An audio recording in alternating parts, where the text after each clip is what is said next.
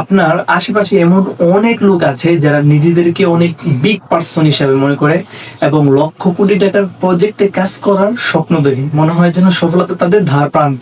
কিন্তু দিন যায়, মাস যায়, বছর যায়, তাদের পাতা উল্টায় না, সফলতার কোনো ওয়েও সে দেখে না। তো এটা আপনি মনে করতে পারেন হয়তো বা কোনো অলসতা, কিন্তু হিউম্যান সাইকোলজি এটাকে বলে খুব গভীর রহস্য লুকায়িত আছে এখানে। তো সেই রহস্যটা কি, চলুন উন্মোচন করি।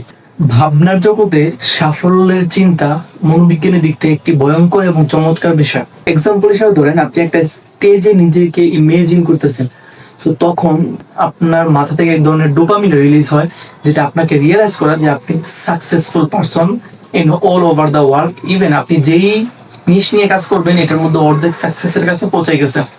আমাদেরকে যেটা করতে হবে, directly just work work work work, again again work করতে হবে এবং হার্ড ওয়ার্কের মধ্যে থাকতে হবে। দেখবেন এক সময় আপনি যেটা চিন্তা, আপনার স্বপ্ন ছিল, এটা কখন অ্যাচিভমেন্ট হয়ে গেছে আপনি নিজেও জানবেন না।